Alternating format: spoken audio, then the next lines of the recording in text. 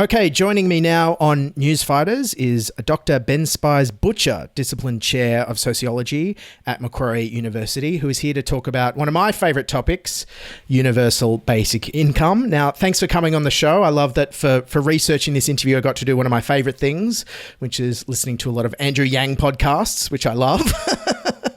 Now, tell me about this study you did and how did it come about? First of all, it's probably useful just to say what is basic income. It's having a guaranteed payment that's at least enough to basically live on, that everyone's guaranteed as a matter of right, and you don't have to do anything specific for, and no one kind of monitors you or gets you to fill in forms. So that's the idea. And I've been interested in the idea for a while, and I've been working with some other people who have been, and some people who are a bit skeptical of it, some people who are really into it. And we teamed up with Ben Phillips, who works at ANU, and developed one of the main models used to model the Australian economy and to model all of the tax and spending stuff that the government does in the economy. And so we wanted to see, well, what would it look like if you tried to do it in Australia? Mm-hmm. We designed a model which is kind of built on some work I'd done with a colleague at Sydney, Troy Henderson, looking at how it is that these kinds of things have come into existence in the past. What are the things that look most like it in Australia? I think it looks probably most like a basic income is the age pension. So it still means it, but it's, kind of just enough to live on. People top it up with their super or whatever, or it doesn't. You can top it, you can have other income, you can do other stuff. Yeah. So that's the kind of idea. And we said, look, we're going to model it on something that looks a little bit like that. But first, the first point we went with was, is there a difference between paying tax on your income and what currently happens to people who are on all forms of government payments, which is when they earn money, they lose their benefit. So if you're on Job Seeker, what used to be New Start, and you earn some money, you lose money at 50 or 60 cents in the dollar. Yeah. And we said, there's no difference between that and paying 50 or 60 cents in income tax. So one of the most obvious ways to do this is to take the kind of basic payment and just to reduce that means test down so that it just matches what the income tax system is. So that everyone loses the same amount of the money that they earn, and the more money you earn, the more you lose. So it's a progressive rate. And so we modelled that and we said, let's do a basic income based on that. We're going to base it on what was then New Start, but New Start plus $75 a week, which is the ask that the ACOS were asking for. And so we wanted to say, will that break the bank? Will it cost just way too much money? It's just stupid to even think about it. And we found that it cost about half of what the budget deficit was this year. So COVID kind of just rewrote the rules on what's possible. And, it's a lot of money, but it's not too much money. It's not money that the government can't pay. And that would increase tax. If we funded it through taxation, it would increase tax in Australia to about what it is in all the other rich countries in the OECD, because Australia is actually a very low tax country. Then we looked at poverty and income inequality, and we found that actually for income inequality, it would really substantially reduce inequality back to the pre-kind of market reform days, down to the levels that you find in Scandinavia and well below the OECD average. And you were proposing $18,500 a year, correct? So that's about $350 a week. It's not a lot of money. And for most people, that means they're still going to be working and getting income from other sources. But it does provide a guaranteed backstop for everyone. Yeah. And it also means that you don't necessarily have to be working full time. We also kept the rest of the benefits system in place. So if people who are getting more money than that, we left them getting money than that. So people on disability support pension, for example, the age pension. That's one of the big arguments against UBI is I think a lot of people in America will use it to take away other forms of welfare. So you don't want that to happen if a single mum with 4 kids is making more money that way. Yeah, completely. So we left that in place. We left rent assistance in place too. So obviously people who are private rental market would get more money as well. Because $350 a week, almost covers your rent in Sydney if you share. Completely. No, and that's it's a real challenge. And one of the debates about basic income is, it's pretty expensive and it doesn't get you a long way for most people, right? Like that's not a lot of money. And has there been any studies done, or has your study looked at what percentage of people will keep working and what percentage of people will just play video games, or what percentage of people just spend all the money on drugs? Like, are there any health influences there, or anything we have to be worried about? Yeah, look, we've got some trials that have happened, a bunch that happened in the 60s and 70s in North America, a bunch more recently, particularly in Finland. There's some going on in Africa and India, some scheduled for the US. And we have people who are looking at what people did with their COVID supplement payments as well right now. A lot of pokies, I heard. No, that was just the super they pulled out. Yeah. So it's actually, it looks like it's actually the opposite.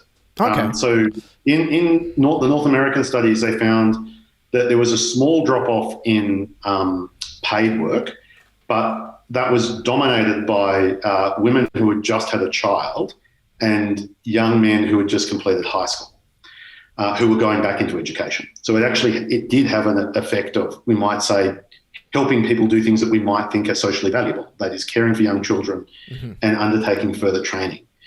In Finland, they found there was no negative or positive effect. So it didn't lead people to work more or less than they did before, but it did lead to much better mental health, feelings of economic security. It led to an increase in trust in government and trust in society as well. And we've seen from some of the preliminary results in Australia, say in remote Indigenous communities, that there's a real uptick in the sale of fresh food. And we do have some evidence that actually led to people spending more time looking for work because they had a little bit more money to be able to. It's actually quite expensive looking for a job. Yes, I know. We've all been there.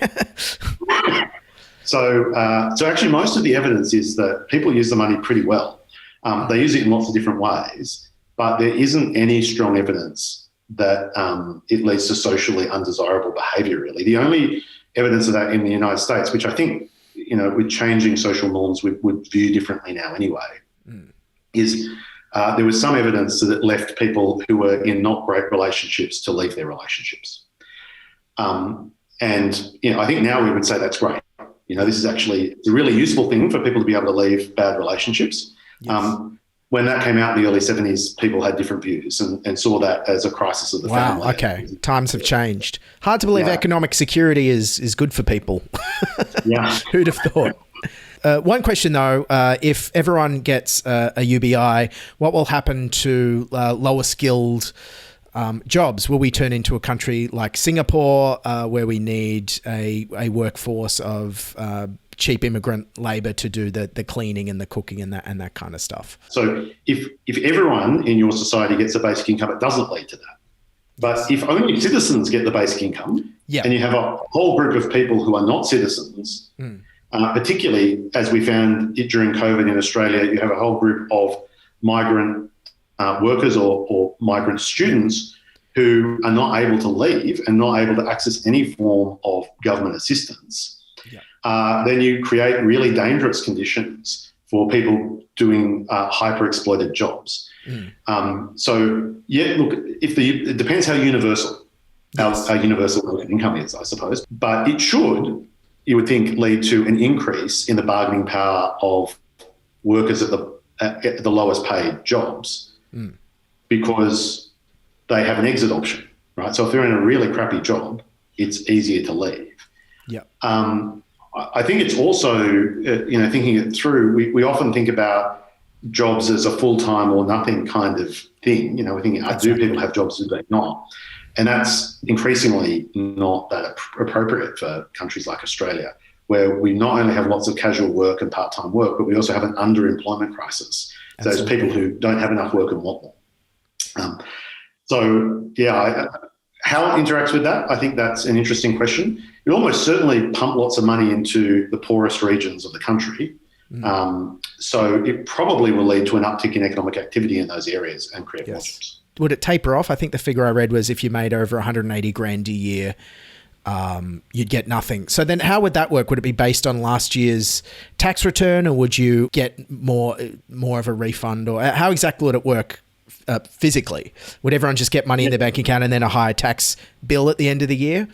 As a freelancer, I'm not in favour of that. It's again a good question. So what we were saying is we should integrate the payment system and the tax system so they speak to each other and become one system. So people who are earning, say, under 20 grand are getting the vast bulk of it. People who are earning 80 or 90 grand get a little bit, but not heaps. And by the time you get to 150 grand, you're getting a few dollars a week, and then you get nothing over 180 grand. Right? Now, exactly how that works on a week-to-week basis depends on how well you integrate the welfare and tax systems. Gotcha. Particularly so we don't stigmatise welfare as being something, those queues of people outside Centrelink. Yes. I mean, have you ever seen queues of people outside the tax office? It doesn't happen. No. The systems we set up for rich people are much, much more responsive than the systems we set up for poor people. Though I do feel like COVID has destigmatized it a lot, because it feels like everyone was happy to get job seeker or job keeper during COVID. So that may be a thing of the past.